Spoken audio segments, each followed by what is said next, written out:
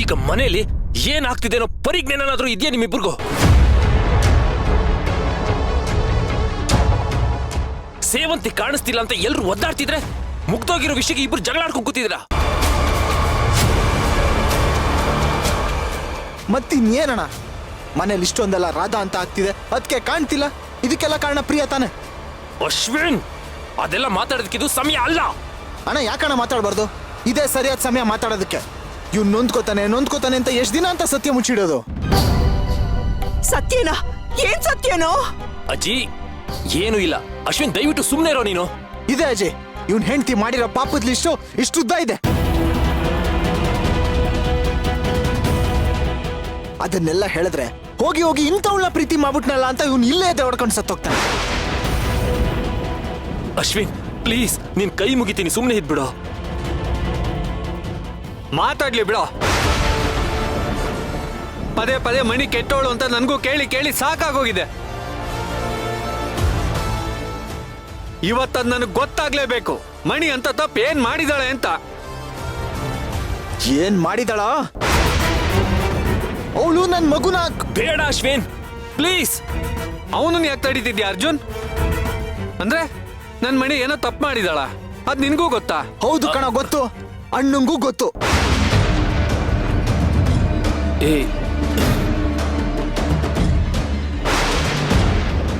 ಅರ್ಜುನ್, ಏನ್ ಹೇಳ್ತಿದ್ದಾನೆ ಅಶ್ವಿನ್? ಮಣಿ ನಿಜವಾಗ್ಲೂ ತಪ್ಪು ಮಾಡಿದಾಳ? ನಿನಗೆ ಗೊತ್ತಾ ಅದು? ಏನಿಲ್ಲ ಕರ್ಣ, ನೀನ್ ದಯವಿಟ್ಟು ಹೋಗಿಲ್ಲಿಂದ. ನಾನ್ ಹೋಗಲ್ಲ ಅರ್ಜುನ್, ನನ್ಗೆ ಇವತ್ ಸತ್ಯ ಗೊತ್ತಾಗ್ಲೇಬೇಕು. ಅವ್ರನ್ನೇನ ಕೇಳ್ತ್ಯಾ? ನಾನ್ ಹೇಳ್ತೀನಿ ಕೇಳು. ನೀನ್ ಹೇಳ್ತೀನಿ ನನ್ಗೂ ಗೊತ್ತಿದ್ದು.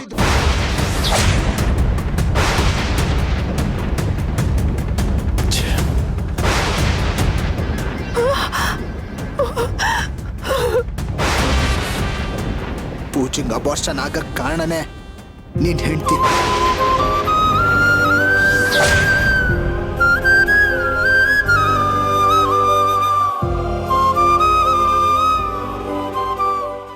ನನ್ನ ಮಗು ಹೊಟ್ಟೆಯಲ್ಲಿ ಇದ್ದಾಳೆ ಅಂತ ವಿಷ ಹಾಕೊಂಡೋಳು ನೀನ್ ಹೆಂಡ್ತಿ.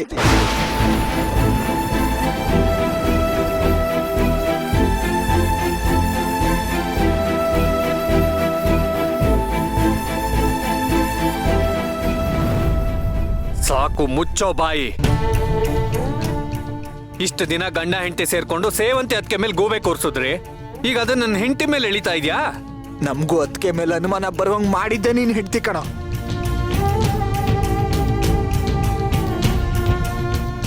ನನ್ನ ಹೆಂಡತಿ ಪ್ರೆಗ್ನೆಂಟ್ ಅಂತ ಗೊತ್ತಾದ್ಮೇಲೆ ನಿನ್ ಹೆಂಡತಿ ಅದನ್ನ ಸಹಿಸ್ಕೊಳಕ್ ಆಗ್ಲಿಲ್ಲ. ನನ್ನ ಹೆಂಡತಿ ಕುಡಿಯೋ ಹಾಲಲ್ಲಿ ದಿನ ಸ್ಲೋ ಪಾಯ್ಸನ್ ಹಾಕೊಟ್ಬಿಟ್ಲು.